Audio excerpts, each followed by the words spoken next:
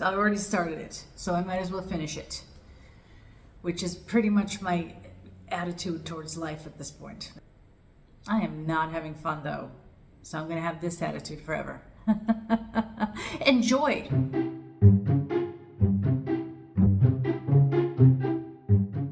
2024 is over. Bye, bitch. And is 2025 going to be a lot better? No. Why would you think that? What in recent history made you think anything is ever going to be better? No, it's going to suck. Just like 2024 sucked, and 2023, and 2022, and 2021, and 2020. Remember 2020? Well, my life sucked during 2019 also, and 2018. I'm kind of done. It feels like things should be getting better at this point, but I'm not going to count on it. You know what I'm going to do instead? Paint and sew. I'm going to paint, I'm going to sew, I'm going to paint and sew. And I'm going to paint what I sew, and I'm going to sew what I painted.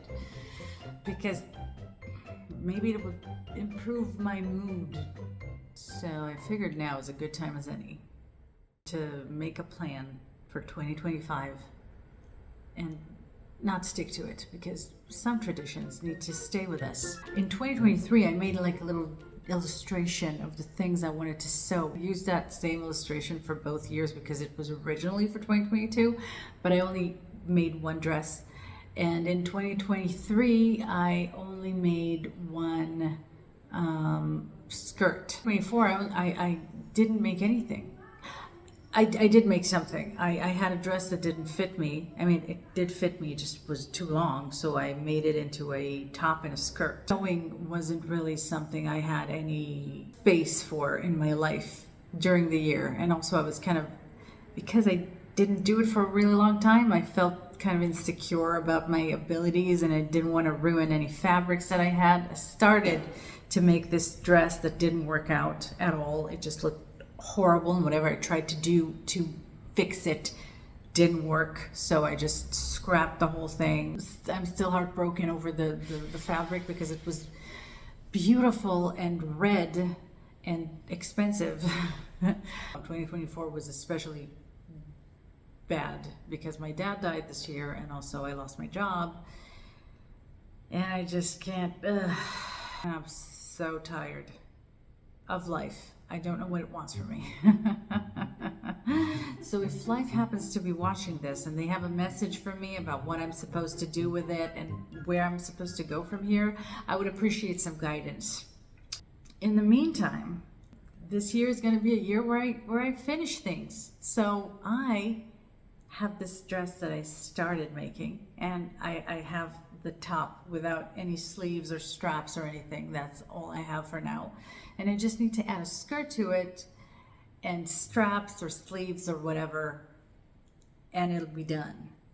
So that one is almost done. Well, it's not almost done, but it's like, I already started it, so I might as well finish it, which is pretty much my attitude towards life at this point. It's like, yeah, fine, I'm already here. I might as well just stay here. I am not having fun though, so I'm going to have this attitude forever. Enjoy! At this point, I tried to figure out how to attach the lace to the top of the bodice, but then I had a bad day. Being unemployed and everything, I went to the unemployment place thing. That's not the name, but I don't know what they call themselves. So I've been there 3 times already. Today was my 3rd time. And each time I talked to a different person. And each time, except for one time, they said, you're not assigned to me, you're assigned to some other person. The person I was assigned to, I went to see them last week, and they scheduled an appointment for today at 9. They weren't there, and I had to talk to another person. They keep asking the same questions. What did you used to work in? What kind of a job are you looking for? Do you have a resume? And I told you everything already, and I uploaded my resume to your site. What is happening? How come you have a job and I don't? That doesn't make any sense. So I may have gotten a little upset over that because they're not very efficient. I don't know why I expected them to be efficient. I don't know why I expect anything of anyone anymore because I just get mad. I don't get it. I don't understand it. I mean, last week I came in and she was like, yeah, let's schedule an appointment for next week where we can have like a little talk and get to know you and understand what you're looking for, and you can bring in your resume. And I had the resume in my bag, and also I uploaded it to their website. But I said, fine, you don't want to look at I don't know what they're doing, because they sit in front of a computer and they look like they're typing something, but I don't know that anything is actually happening. What exactly are you typing? What is going on there? I want to go behind the desk and understand what's going on, because you're not typing any of the information I gave you, because I already gave you this information and you keep asking me the same question. What's happening? But I think I know what's happening. I think what's happening is, first of all, I have a fear of bureaucracy. Which, why would you fear bureaucracy? It's so fun.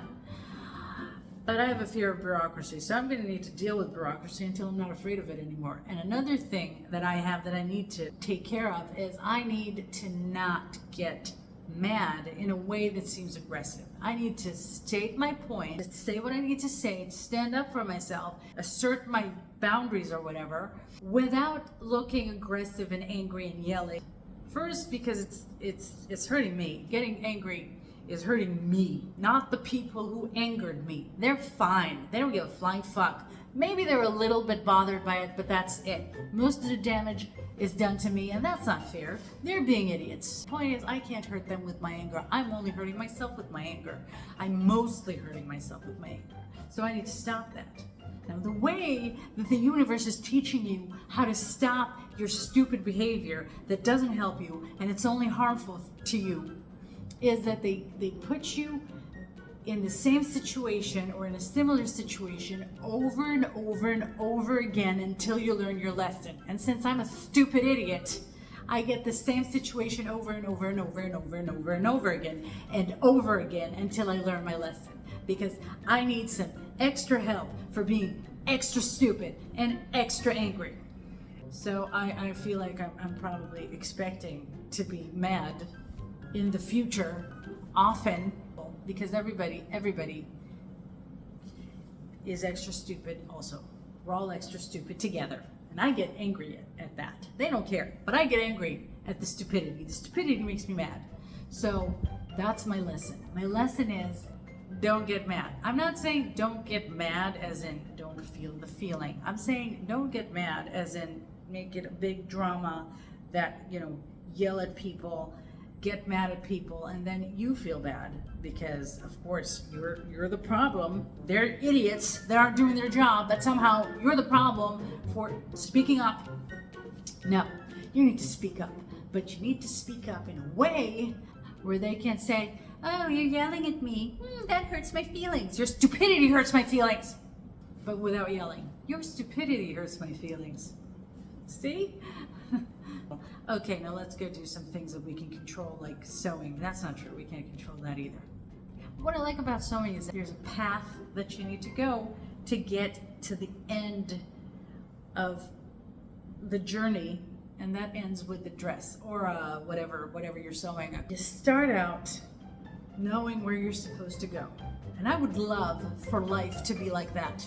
If I actually knew what I was gonna do, if I actually had a clue what I'm doing, because I obviously don't, all I know how to do is work hard. That's all I know how to do. And that got me nowhere in life. If anything, that's a talk for a different day. Today we sew to get rid of the rage.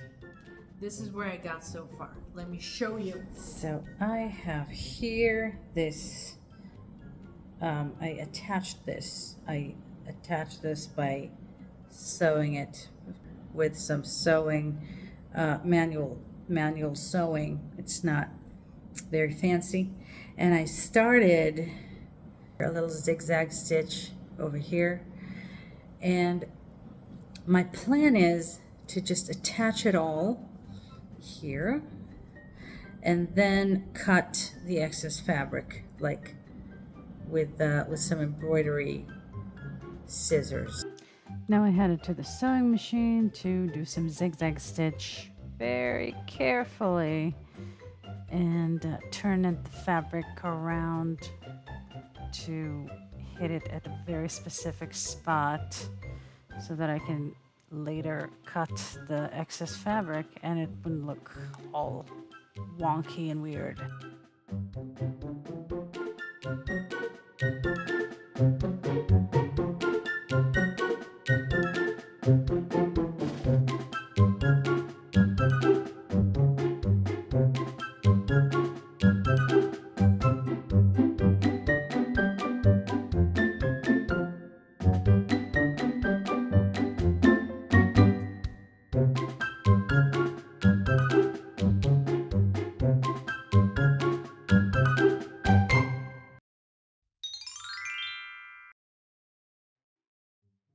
Now for a step I rarely show because I don't do it as often as I should, but don't follow my lead on this one. Ironing. You gotta iron your seams. Every seam needs to be ironed. Now here I'm ironing the lace after I attached it to the top, and this is what it looks like together. Not bad, not bad.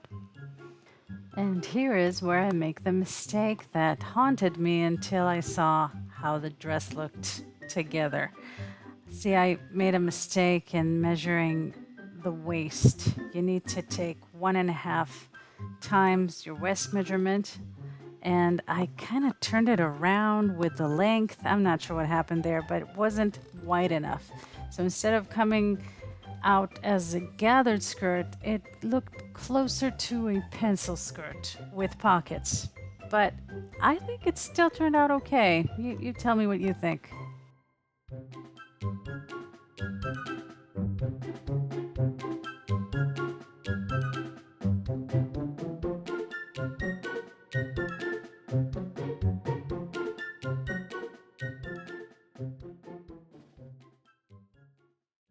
I'd like to explain what happened here with the pattern and why I chose it. If I ever do things in order, you'll know I was abducted by aliens and replaced by someone, something, some being that does things in order. I have this big collection of Burdastyle magazines, and they're awful. The patterns are not really for my body type. I think they're made for taller people. It's always too big, which is weird because I'm very short, but I've got width, I got volume. And still, it comes out really roomy, and I don't like that. But I do have a lot of them because they have such a variety of patterns, and you're thinking, ooh, this might look good on me, and it never does. The pattern I took from here is pattern number 123 from Burdastyle that came out in January 2012.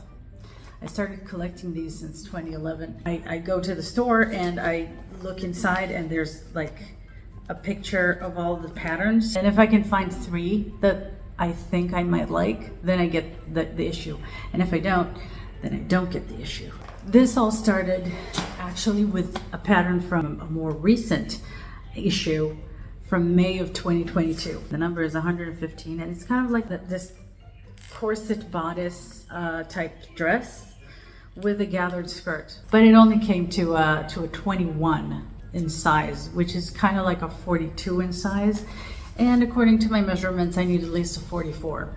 Still, they didn't have it in my size, because of course they didn't. Why would they have it in my size? Every other pattern, most other patterns usually come in, there's the plus size that is from a size 44 to a size 52, I think.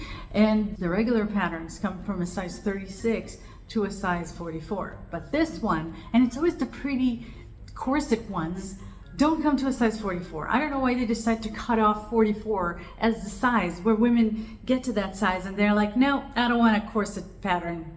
I don't like that. I don't know why they decide that for me, but I don't appreciate it. I like the corset pattern. It's pretty. So what I thought of doing back in 2023 3, I think.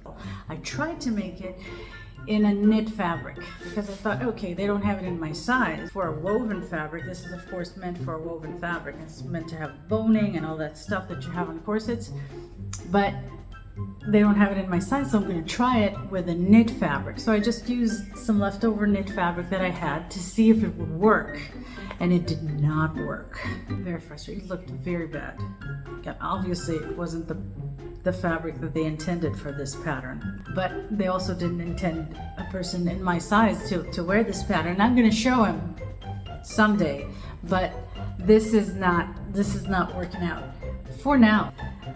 So what I did instead is look for a pattern that is still meant for a woven fabric, but it's a little more simple. It doesn't have cups, but it is also a corset, and that's 123. This is what it looks like on This also didn't come in my size. Again, I need a 44. This came up to a 42. So what I decided to do was make it in a knit fabric, but also add shirring in the back. See the shirring? It's not really shirring because I couldn't figure out a way to shirr. Is that the verb? Shirring, shirr. Makes sense to me, but I don't know if that's true. Anyway, I couldn't find a way to do shirring in my machine. What I did instead is I found a video on YouTube that shows ways to do shirring without actually doing shirring. And one of those ways, which is what I did, was just make little channels in the fabric in the back, two layers, and you make little channels and you insert elastic on both sides. So this has like, I don't know how many rows of elastic, and it's supposed to be more durable than shirring. Doesn't get destroyed in the washing machine and everything. At this point, I continued to attaching the skirt pieces together along with the pockets. I added the pockets off screen because I'm not sure why, actually. But either way, I attached both skirt pieces to each other, right sides together, on both sides, of course, but it's the same on the other side, so. And continue on to sew them on my serger. Here I am, sewing them on my serger. Sewing away. Ooh, the part with the pocket was kind of challenging because you gotta turn it around just on the right time, at the right time, and make sure that you don't chop off half the pocket while you do it. Yeah, so I went extra slowly on that part, and turned out fine. I have pockets.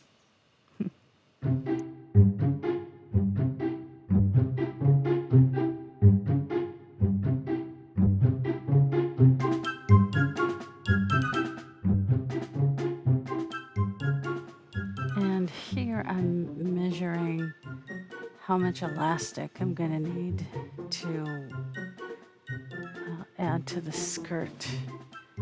I added elastic to pretty much gather the skirt for me.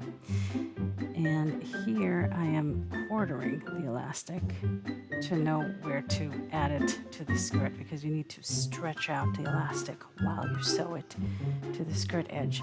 And then the skirt is at the end of the process gathered exactly in the amount that it needs to be to fit the bodice perfectly. So it's kind of a lazy solution if you're not into gathering yourself.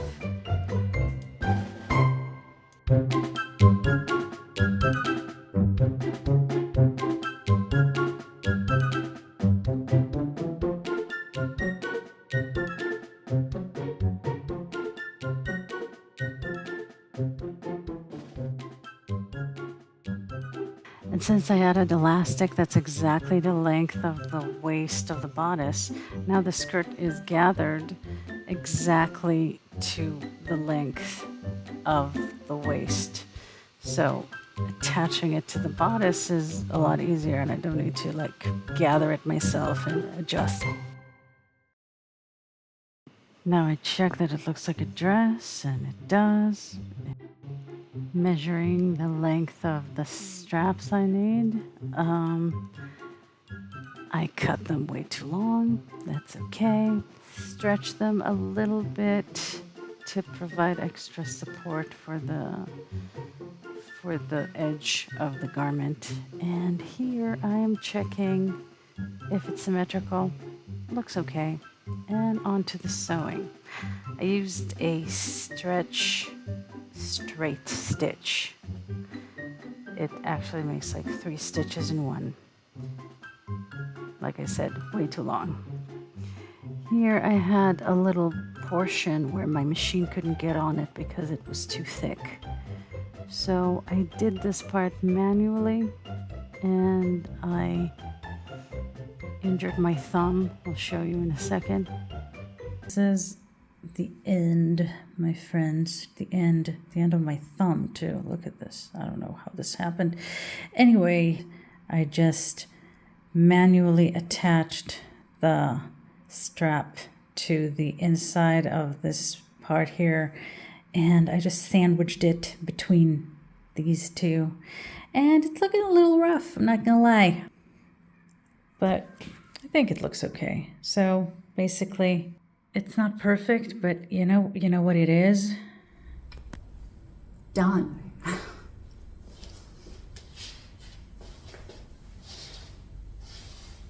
And done is better than perfect, because perfect doesn't exist. I hope you enjoyed this video. Follow me for more in the future, because I'm gonna do this again.